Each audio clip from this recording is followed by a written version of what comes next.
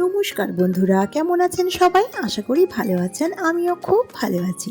চন্দ্রিকা লাইফস্টাইলের আরেকটি নতুন ব্লগে আপনাদেরকে অনেক অনেক স্বাগত জানাই। আজকে হচ্ছে গিয়ে নবমী, তাই আমার সকল বন্ধুদের জানাই নবমীর প্রীতি শুভেচ্ছা, ছোটদের অনেক অনেক ভালোবাসা আর বড়দের আমার আন্তরিক প্রণাম। তো চলুন, আজকে নবমীতে আমরা সোজা চলে এসেছি পিসিমণির বাড়িতে। আমি আপনাদের আগের বছরও যখন পুজোতে পিসিমণির বাড়ির পুজোতে নিয়ে এসেছিলাম, আপনাদেরকে সবই দেখিয়েছিলাম। আবার এইবারে যেহেতু ওইখানে পুজো টুজো সব দেখে আসার ব্যাপার ছিল, তাই নবমীর দিন এসেছি।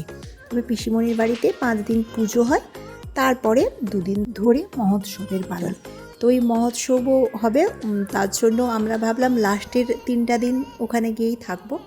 তো তার জন্য নবমীর রাতে, এখন এই ঘড়িতে বাজে রাত 8:30 মতো।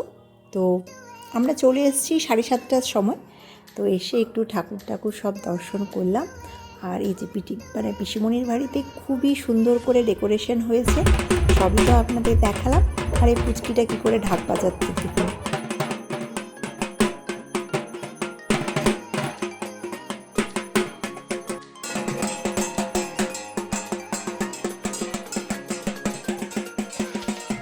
চলুন, এখন মোটামুটি সন্ধ্যা আরতি শুরু হয়ে গেছে, তো তার জন্য খুব জোরে ঢাক ঢোল সব বাজছে। আর ওইদিকে বাজছে যেটা যে ব্যান্ড পার্টি, ওই ব্যান্ড পার্টিও আছে, বাদ্যবাদ্য সব বাজাচ্ছে। আর খুব সুন্দরভাবে কিন্তু সন্ধ্যা আরতি হচ্ছে। আর বাড়ির পুজো তো জানেন, বাড়ির পুজোর একটা ব্যাপারই আলাদা থাকে একদম। তো সব কিছু নিয়ম কানুন মেনে সুন্দর করে পুজো হচ্ছে। খুবই সুন্দর, ঠাকুর তো দুর্দান্ত হয়েছে।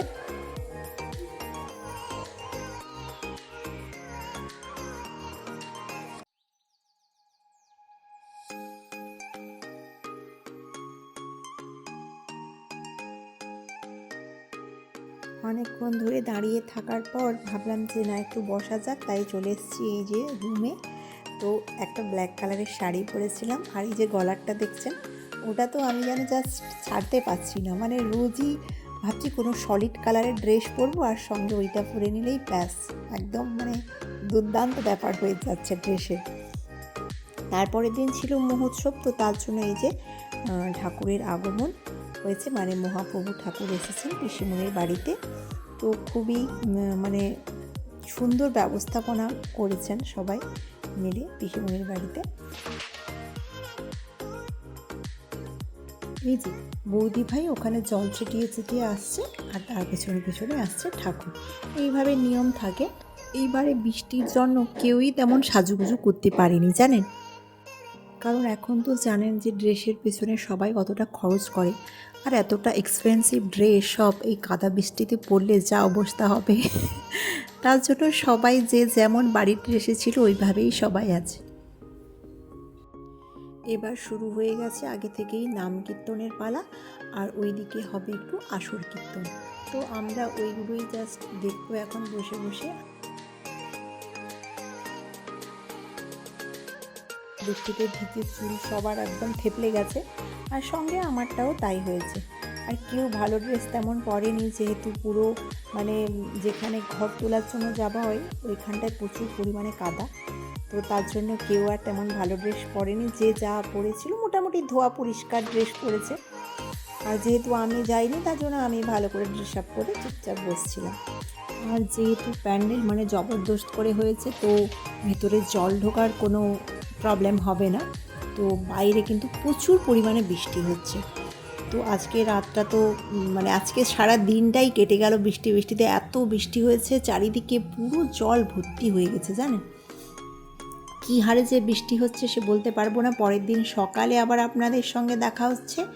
এই যে দেখুন, চারিদিকে তো প্যান্ডেল হয়ে আছে, আমি একটা কোণে এসে প্রচুর পরিমাণে বৃষ্টি হচ্ছে, কিভাবে জল পড়ছে দেখুন। সারা দিন যখনই শুরু হচ্ছে 1 ঘন্টা 2 ঘন্টা ধরে এইভাবে অঝোরঝরে বৃষ্টি হচ্ছে। যাই হোক, পিসিমণির বাড়িতেও নবমী, দশমী আর মহোৎসবের দিন, সব দিনগুলোই খুব ভালো করে কেটে গেল। আর তো সবার লাস্টে ডিজে নাইট।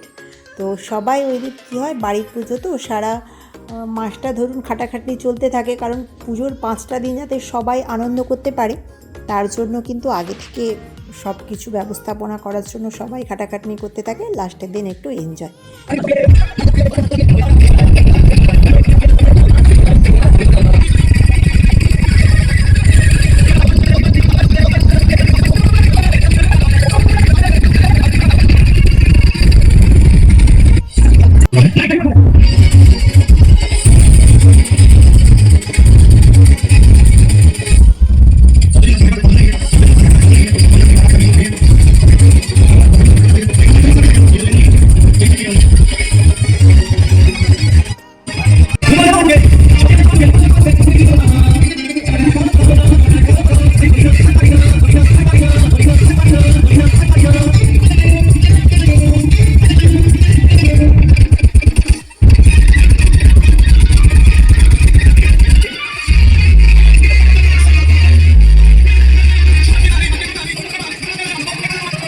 তো যাই হোক, চলুন আজকের ভিডিওটা তাহলে আমি এখানেই শেষ করছি। আপনারা সকলে ভালো থাকবেন, সুস্থ থাকবেন, সাবধানে থাকবেন।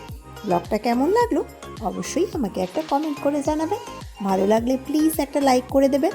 আর যারা যারা আমার ভিডিওটা নতুন দেখছেন তাদের কাছে আমার বিশেষ অনুরোধ, আমার চ্যানেলটাকে সাবস্ক্রাইব করে রাখার, পাশে থাকা বেল আইকনটা অবশ্যই প্রেস করে রাখবেন, যাতে আমি কোনো ভিডিও আপলোড দিলে নোটিফিকেশান সবার আগে আপনার কাছে পৌঁছে যায়।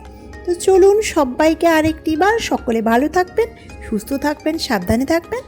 আবার আপনাদের সঙ্গে খুব শিগগির দেখা হবে পরের একটা নতুন ব্লগে। চলুন আজকের মতো টাটা।